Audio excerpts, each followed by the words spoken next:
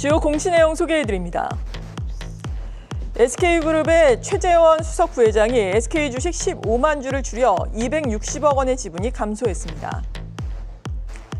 SFA가 100억 원 규모의 자사주를 취득하기로 했습니다. 동박 검사 장비 제조업체 윈텍의 지난해 영업이익이 18억 원으로 전년 대비 212% 증가했습니다. 롯데케미칼이 일진 머티리얼스 주식을 담보로 산업은행 등으로부터 1조 3천억 원을 빌렸습니다.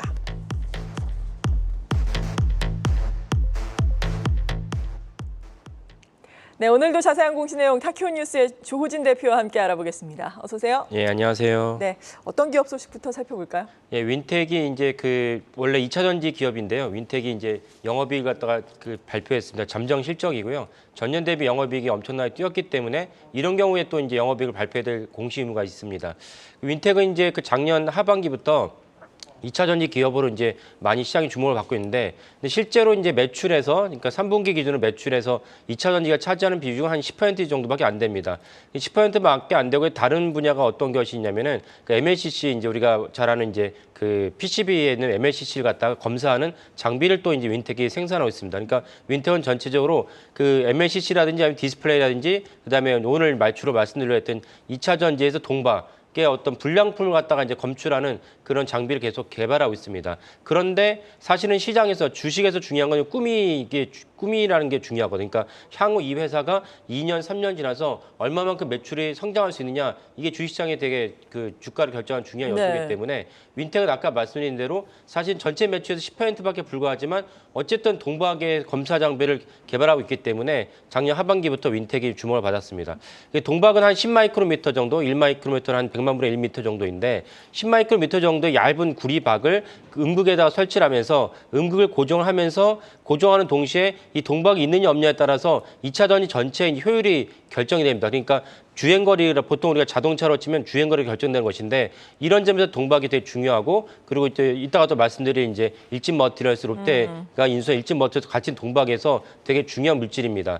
윈텍이 이제 동박을 갖다 검사하는 장비이기 때문에 작년 하반기부터 주목을 받았는데, 근데 어저께 이제 아까 말씀드린 대로 이제 오늘 말씀드린 공시를 한 동시에 오늘 또 이제 윈텍이 최대주가 이제 변경하는 공시를 냈습니다. 네. 최대주가 원래 이제 이오테크닉스였는데 근데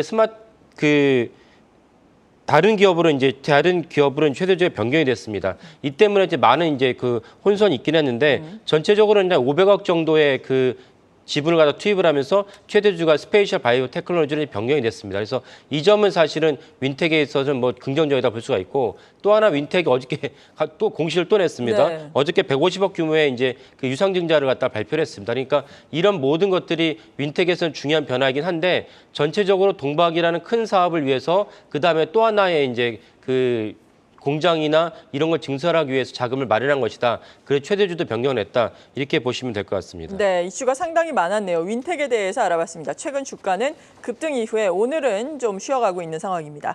롯데케미칼 소식도 알아볼까요? 예, 롯데케미칼이 일진 머티리얼스를 작년 하반기에 이제 인수를 했는데 어저께 이제 최종적으로 인수가 완료됐다. 그래서 완료한 다음에 롯데케미칼 일진 머티리얼을 인수를 한 다음에 사명을 이제 바꿨습니다. 사명을 바꾼 동시에 이 편입을 했던 것이 왜 중요하냐면은, 편입을 하면은 예를 들면 롯데케미칼 일진 머티리얼스의 지분을 한 56% 정도 갖게 되는데, 그럼 일진 머티리얼스가 매출이 막 1조라면은 롯데케미칼 입장에서는 56%의 지분만 롯데케미칼에 편입되는 것이 아니고 100% 온전하게 이제 롯데케미칼로 지분이 이제 인식이 됩니다. 그러니까 다시 말씀드리면 롯데 일진 머티리얼스가 지분이 만약에 매출 1조가 발생하면은 그것이 온전하게 롯데케미칼로 1조가 이제 변경이 됩니다. 그 점에서 롯데케미칼의 매출과 영업이익이 점프할 수 있는 중요한 어떤 회계적인 이제 기반이 마련됐다, 이렇게 보시면 되겠고요. 그래서 사명을 롯데 에너지 머티리얼스 바꿨는데, 롯데케미칼은 이렇게 동박 분야에 엄청난 투자를 했는데 동시에 롯데케미칼은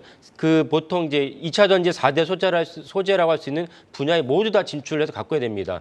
또 하나는 이제 CCU라고 해서 탄소를 포집할 수 있는 기술도 개발하고 있고요. 그래서 롯데케미칼은 원래 본류인 석유화학 분야가 작년 하반기까지 되게 안 좋았는데 올 하반기까지 안 좋을 것으로 여겨집니다. 하지만 상반기가 넘어가면은 올 하반기까지는 괜찮을, 하반기에는 반등할 것으로 여겨지는데, 그래서 롯데케미칼은 원래 주류 매출이었던 석유화 분야가 올해 상반기까지 안 좋지만 하반기에는 반등한다. 그다음에 신수정 사업으로 추진했던 그 일진 머티리얼스 비롯한 그 2차 전지 분야는 원래 지속적으로 이제 매출과 영업이익이 나올 것이기 때문에 이 점에서 롯데케미칼 주가의 전망은 긍정적이라고 볼 수 있습니다. 추가로 이제 일진 머티리얼스 롯데 머티리얼스를 변경한 일진 머티리얼스를 보면은 우리나라 국내 시장이 있고 말레이시아 시장인데 말레이시아 시장에서 한 4만 톤 정도의 생산을 할 수가 있었는데 이미 벌써 작년 4분기에 2만 톤 정도, 그러니까 절반 이상을 벌써 이제 공장 활동을 시작했다는 것입니다. 그리고 말레이시아 공장을 포함해서 전 세계적으로 롯데케미칼이 동방에서 23만 톤으로 이제 그 생산을 확대하게 된다면은